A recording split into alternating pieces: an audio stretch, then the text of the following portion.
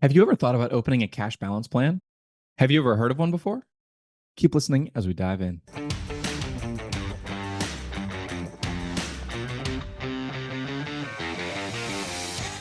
Welcome to the Money Meets Medicine podcast, where we talk all about the personal finance topics you wish you had learned in medical school. I'm your host, Justin Harvey, and here is your co-host, who is soon to become radioactive, Dr. Jimmy Turner. It's not from being bit by a spider. Like, I'm not becoming Spider-Man. That would actually be an excellent experience, I think. No, man, I felt really stupid about this. I felt maybe more stupid this time than I did last time that this happened, but I went to see my psychiatrist and visited him for some insomnia over the last 6 months. I just haven't been able to sleep at night. The only thing that's making me sleep at night is trazodone. And so having a conversation with him about that, and he's like, hey, why don't we check your thyroid? And for the listeners on the show know that I have a history of Graves' disease. And so I'm like, okay, sure, whatever. That's fine. And naturally, like, my TSH comes back completely undetectable. My Graves' disease is back. And I started putting together all of these symptoms that I've had for the last 9 months. Like, I started finasteride for hair loss. I hadn't been sleeping during the night. I've been super irritable. Started having some anxiety out of nowhere. I'd be in my kitchen, and all of a sudden my hands are on my knees, and I'm telling my wife that I'm super anxious for no reason at all. And just like last time, this constellation of symptoms that I had been having, I hadn't put together. And it's the same thing that happened last time. And I guess maybe this is why you shouldn't be your own patient. And both times when I look back, I was like, this could not have been more clear. But I get to have radioactive iodine therapy and be isolated from my family for a week and all that sort of fun stuff. And apparently, they didn't even tell me about this yet, but I heard about this from other people, that you need to eat a low iodine diet so that your thyroid actually uptakes the iodine when they give it to you. And apparently a low iodine diet is not fun because everything has iodine in it, from like iodized salt. And so you got to just avoid it all. So I'm going to be very interested / sad when I have to figure that out coming up. Have you ever had a low iodine diet, Justin? I haven't, and I'm way out of my depth when it comes to the kind of things I need to do in my life to dovetail with the kind of therapies you're describing. So, Yeah. No, it's fine. I just bought a Blackstone, actually. Just saw somebody have that. I was like, this thing is awesome. And so I've been cooking on it every day. Be interested to see if I can keep it a low iodine diet with a Blackstone griddle. They're amazing, by the way, for listeners that don't know that. This show, however, is not sponsored by Blackstone griddles. So if you want to get a copy of the Physician Philosopher's Guide to Personal Finance, or you want to get your own occupation disability insurance quote, and don't forget, it's the time of year to increase your coverage if you just became an attending physician. Happy to help you do any or all of that over at moneymeetsmedicine.com. And we can help take care of all your questions. If you have them, you can shoot them to me at jimmy@moneymeetsmedicine.com, which is actually where this question came from today. This is a second or third that we've done in the last few weeks. Listener question, community sent, emailed me and said, hey, I've got a question. So I'm going to read this, and then we're going to go over the topic of the episode today, which is cash balance plans. So the email said this: I've been a listener to your podcast for a while. I'm about to open up a cash balance program for wealth building and tax saving purposes. I want to know your thoughts on it. Why aren't more people going into them? I live in California, and it is going to save me tons on taxes and get me closer to financial independence. And so clearly this doc is drinking the Kool-Aid on cash balance plans. And I don't mean that in a negative sense. I just got really excited about a Blackstone. I actually got introduced to that thing on Saturday. I bought it on Sunday. I spent 2 hours putting it together. So I drink the Kool-Aid on stuff too. Cash balance plans are interesting, but I'm going to be honest, Justin. I know about them academically. I've read about these things. I know of them, understand a little bit about them, but I am a W-2 employed physician who does not have access to a cash balance plan. So maybe let's start with what these things are, who has access to them, that sort of thing. Yeah. So a cash balance plan, cash balance pension plan, it's a defined benefit plan. So the two primary categories into which retirement plans fall that are employer related are defined contribution and defined benefit. A defined contribution plan is limited by the amount of money you can put in every year, and the limit is stated in a contribution amount. These would be most of the things that listeners are familiar with, like a 401k, 403b, 457, defined contribution. So you can put in the max of 23,000 or 30,000, or, it's you're limited on the contribution side. The defined benefit, it's not a limitation on how much money you can put in explicitly. It is the max contribution is defined in terms of the actuarial benefit related to how much money you can take out in the future. So when we're talking about DB plans, they're their own thing, and they take more calculation horsepower to administer than something like a 401k. And actually, there's probably 401k people that would disagree with me on that. In the ways that most of us interact with 401ks and the ways in which a business owner is going to interact with the DB plan, in this case, a cash balance pension plan specifically, there's a couple more people involved, a couple more professionals, and there are some moving parts and some lack of predictability because you're looking at your census for your practice, you're looking at the ages and the income levels of the people who are involved, and you're going to have to make contributions amounts based on the ages and income levels of your employees. And so the changing headcount in your practice may actually significantly impact whether or not a DB plan is a good idea, because what you might find is it's getting way more expensive based on your census, or it is also linked to how the market performs, because you're promising a benefit amount, a pension essentially for your employees, because you're promising them that there is a pool of money that you're contributing into, and that is being invested by an investment manager. So whenever markets are bad, in order to continue to appropriately fund to be able to meet the promised payment amount to your employees in retirement, sometimes it gets quote unquote more expensive, and the cash outlay required is significantly more than in some cases was anticipated. So it's a little more complex, and it requires strong revenue and profitability and a pretty good handle on your employee census, and also a clear picture of your goals in order for the DB plan to make sense. It's sort of like if the 401k is the 101, this is sort of like the 201 in terms of complexity and whether or not it fits into your financial plan. So I'm going to simplify this a little bit. So there are math nerds that sit in a room and do lots of math things to basically allow for somebody to get the same amount of money every year that they're in retirement, right? So it's you can think about an old school pension plan. You pay into it, and then you get X number of dollars every month when you retire. And there are a bunch of actuarial complicated conversations and problems that must be solved in order to do that. The take home here for me, like just as a physician on the front line reading about these things, some of it's super exciting and some of it gives me quite a bit of heartburn, and could be theoretical heartburn. I don't have the practical knowledge from a in-use standpoint to be able to say this, but one you just mentioned. One is, okay, this thing is guaranteed. It's a defined benefit on the back end. And so if you are still contributing to this thing, and Dr. Jones, who retired 4 years ago, needs to get their $100,000 per year out of this defined benefit plan, and the market goes down, well, the only way to make sure that the defined benefit plan continues to exist is for you to potentially have to put more money in. It's almost like getting called, like options trading, where you're like, hey, stuff went down, so you got to put more money in so that we can pay Dr. Jones their $100,000.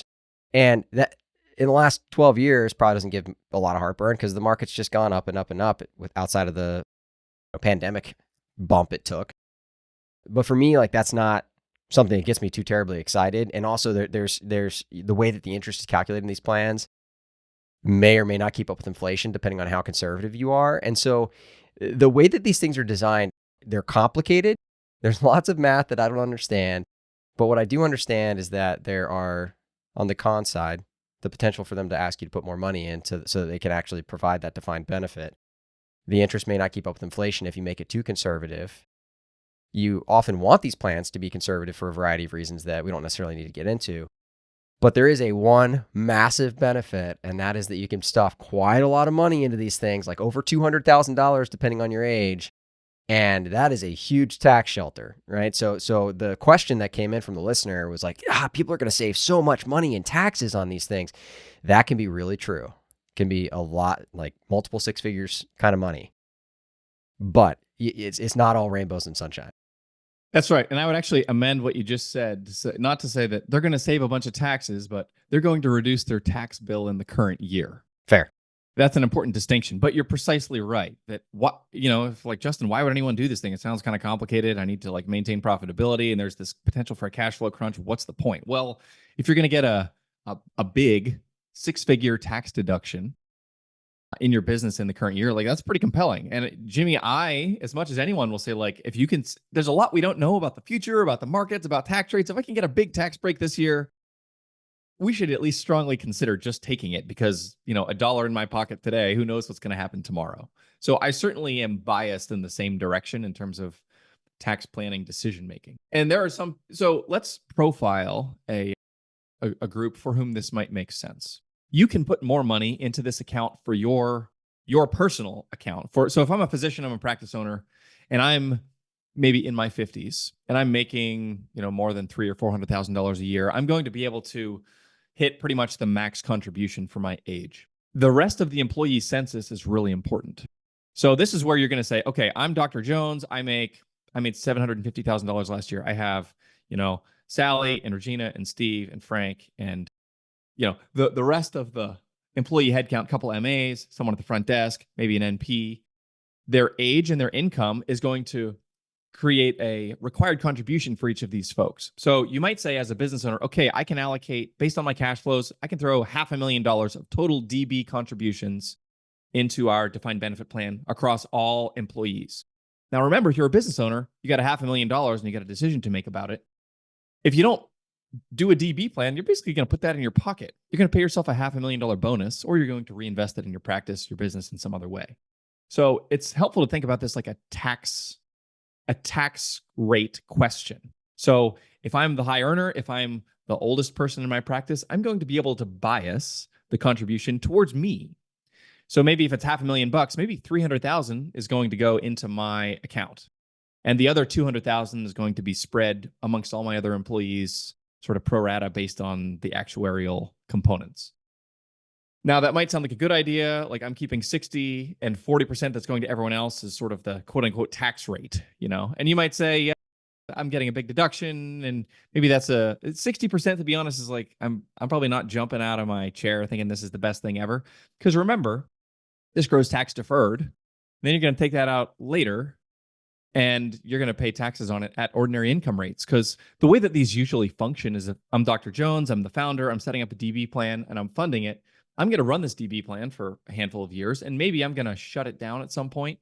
And often what happens is it's a traditional asset for tax purposes. It just gets rolled into an IRA. So it's kind of like a bolt on to your 401k in terms of the tax treatment. And then you can stuff a bunch of money, $1 million or $2 million, and then it becomes part of your traditional retirement assets down the line.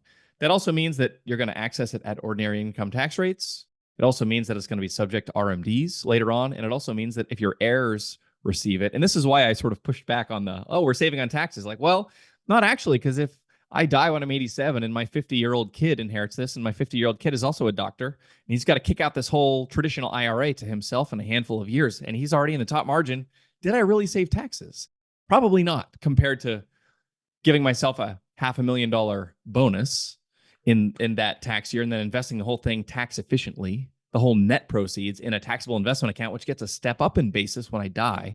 You got to understand the final disposition of the assets to know what is the tax benefit here. And not to put, we're down in the weeds right now, but the point is, if you're a physician getting on in years and you have younger staff who earn significantly less than you do, that is the sweet spot in terms of funding.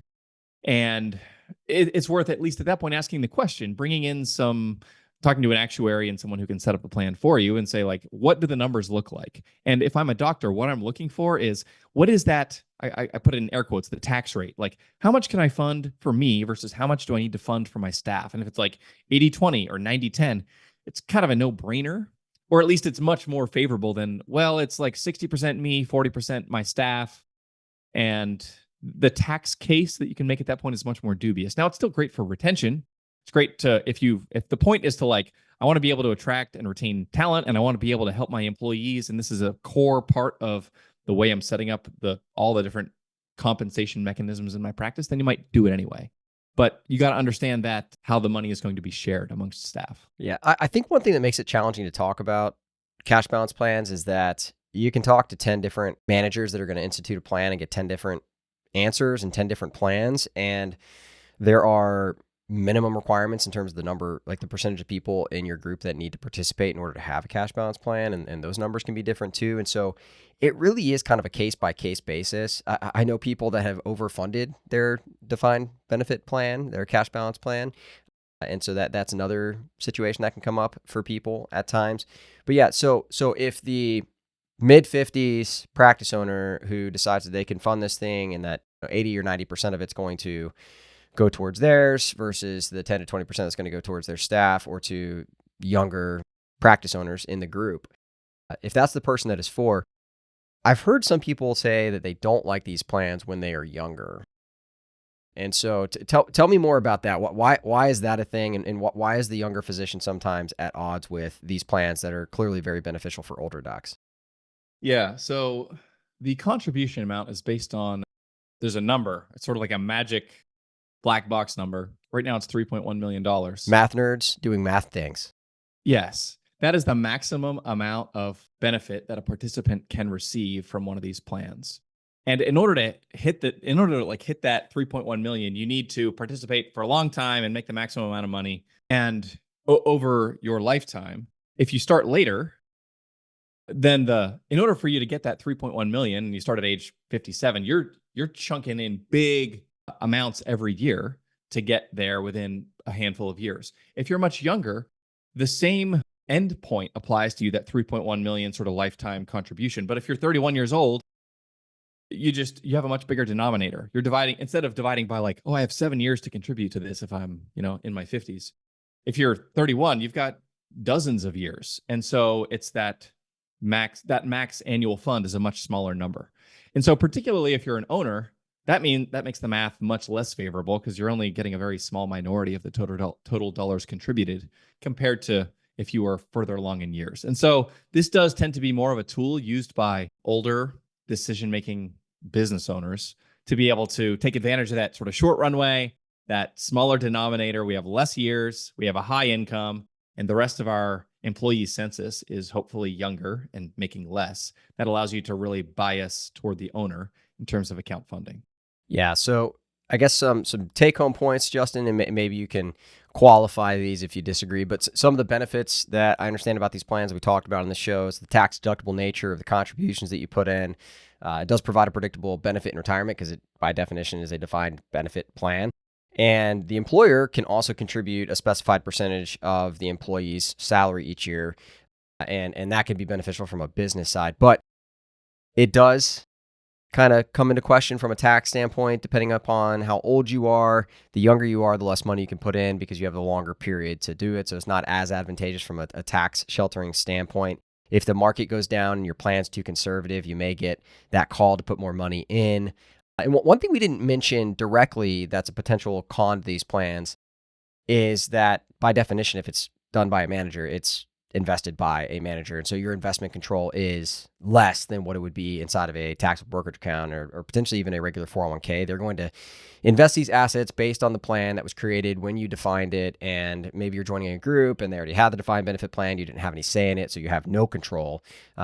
Is this 90% stock, 10% bonds? Not often a great idea inside of a cash balance plan. Or did the people decide, no, we're going to go 40-60 and what would that mean? So you don't have as much in control over the investments. Obviously, you're listening to this. At some point, your eyes glazed over as you're listening to the show because it does get into the weeds here. And so the take home there is that these things are complicated. You ask 10 different people to create a defined benefit plan for your practice. You're going to get 10 different answers, 10 different products. They're just more complicated. So lots of homework to do, lots of things you need to work to understand. And they are also, obviously, because of all of this, and you said this earlier, I would say in my reading of this, I would agree they're more expensive. Now, you mentioned that a 401k person may say, oh, my stuff's complicated, but by and large, these are more complicated. They are more expensive for the practice, and they do come with some downsides. That said, the tax deduction is a big benefit depending on how old you are. And understanding your goals and your balance sheet and even your spousal situation. Like if you're married to a doctor, if your spousal physician or whoever you're married to, if they've been making money for a long time, there's an important sort of longitudinal perspective that needs to be applied here and an understanding of specifically want to talk about balance sheet. Like, how much traditional assets do you have right now? Because if you start at age 31, you finish training, and you start maxing out your 401k and you do that for 3 decades, you're going to, depending on, market returns and everything, you're going to have conservatively $4 to $5 million and maybe way more in traditional assets at the time you're approaching retirement age. And it could be significantly more than that. If you have $5 or $6 or $7 million in a 401k, your RMDs, required minimum distributions, especially if there's 2 earners who have done that, they're going to be well into the several hundred thousands per year already. And so there's not a significant tax arbitrage here for that type of couple, because you're now going from 7 million of traditional assets to 9 million of traditional assets, or however much you're going to fund with your DB plan later on. And so you're kind of creating a future tax problem for yourself. Your RMDs are going to be bigger, and what your heirs inherit is going to be tax disadvantaged on a relative basis. But if you have very little in traditional assets and you're getting into your 50s, and you're like, oh my gosh, I've never saved anything for retirement, I need to mash down the gas pedal and it's go time, this is actually a much better fit for you. And if your spouse has either stayed at home or doesn't have significant retirement assets as well, it's a much better fit. So I'm not like necessarily opining these are good, these are bad. They're just very individualized. And working with a team of advisors who like understand your goals, can understand good plan implementation and walk you through this is very important in this area in particular, because it's one layer removed from what most lay people have ever interacted with, and you're going to be significantly dependent on your professional team. Yeah, and so a framework to think through this, I think that's helpful, and that you've mentioned to me before, is the thing that you're going to be considering, right? Okay, cash balance plan, good or bad? I don't know. Depends on your situation. But the question is, what else would you use? And so really in this situation, it's a cash balance plan versus potentially a taxable brokerage account if you've already maximized the other tax sheltered areas that you have available to you. Just like with a 457, right? If you have a governmental 457, it's basically an additional 401k or 403b. You should just probably use it if you're looking to save more money. But if it's a non-governmental and it's at risk because it's not owned by you until you have the money, and this isn't a 457 show, maybe we should do one of those in the future. But suffice it to say, the question comes down to, should I use this non-governmental 457 based on the big questions that are in play there, or should I put it in a brokerage account? I'd say it's the same thing with a cash balance plan, where should I do this cash balance plan with the caveats that you mentioned before about tax benefits, and are they really beneficial based on your situation, and having stuff $7 million away inside of a 401k? Probably not. But the question is that beneficial in my situation? Or should I put it into an alternative location for investing, like a taxable brokerage account? Yeah, that's a great way to distill it all the way down to sort of the essential question. And obviously, there's a lot of flexibility in a taxable account, and there's some estate benefits as well. But is that right for you? Depends on your goals, depends on your family, depends on your balance sheet. It always depends. That's I'm a financial advisor, I can always say it depends, and I'm off the hook. So you know that, Jimmy. Personal finance is personal. Well, everybody, thanks for listening. If you have a question, topic you want us to discuss, Jimmy@moneymeetsmedicine.com. We love hearing from the listeners and the community. And yes, I actually do respond to the emails that you send to me. So happy to always engage in questions, topics you might have that you want us to answer on this show. Before we head out, also want to mention that YouTube channel, I'm starting to make some dedicated videos on that channel that are separate completely from what we're doing on the podcast. Lots of how-to videos and informational videos that are going up there. We're also putting podcast episodes up on there occasionally. So if you haven't checked out the YouTube channel, make sure to subscribe, join that journey. The very first video that I put out is actually on how to figure out how much you need to be saving each year. A free calculator that I built is on there. You can check that out as well. That's Money Meets Medicine YouTube channel. Appreciate all of you being a part of the community, and we will see you next week. Cheers.